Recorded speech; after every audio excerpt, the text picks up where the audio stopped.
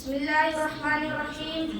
الحمد لله الذي أرسل رسوله بالهدى ودين الحق ليظهره على الدين كله ولو كره المشركون. أحمده سبحانه له الملك وله الحمد وإليه ترجعون. والصلاة والسلام على سيدنا محمد وآله وأصحابه أجمعين. أما بعد، قال الله تعالى في القرآن المجيد والفرقان الحميد: أعوذ بالله من الشيطان الرجيم. بسم الله الرحمن الرحيم. وما أرسلناك إلا رحمة للعالمين. صدق اللہ العظیم. محترم بزرگوں اور دوستوں، جب دعائے خلیل الرحیم مسیحا سے نور ہدایت فاران کی چھوٹے کو جلوہ کروا اور اپنی دیا پاشکینوں سے ساری دنیا کو منور کرنے لگا، اس وقت دنیا انتہائی نازک مرحلے سے گزر رہی تھی. خدا کی زمین پر کفر و الحاد کا ڈنکا بج رہا تھا. اس نازک دور میں خدا کے آخر رسول صلی اللہ علیہ وسلم نے جہاں والوں کو رشد و ہدایت، فلاح و بہبودی کا راستہ دکھایا. ہلاکت و ضلالت کے عمیق گاہ سے نکال کر کامیابی و کامرانی سے امکنار کیا. دنیا کو ایک نئی زندگی عطا کی. دنیا والوں کو چاہیے تھا کہ آپ کے آواز کو لبیک کہیں اور دعوت اسلام سے وابستہ ہو جائے، لیکن وہ احسان شناسی کے بجائے احسان فراموشی پر اتر آئے. پیغمبر اسلام اور متبعین اسلام کو طرح طرح کی ایذائی پہنچائی گئی اور ان کو ہر طرح مشکل ستم بنایا گیا. آپ کے راستے میں کانٹے بچھائے جاتے، آپ کی باتوں کا مذاق اڑایا جاتا، نماز کا عالم میں گردے مبارک میں چادر کا پھندا لگایا جاتا، اونٹ کو چھٹی لگ دی جاتی اور اسلام لانے والوں کو بری طرح ضد و خوف کیا جاتا. مکہ والوں کا ظلم یہاں تک بڑھا کہ آپ کو اپنے اصحاب سمیت مکہ چھوڑ کر مدینہ ہجرت پر جانے پر مجبور ہونا پڑا. اگر آپ حضرت صلی اللہ علیہ وسلم چاہتے تو دشمنوں کے حق میں بددعا فرما دیتے اور دنیا نے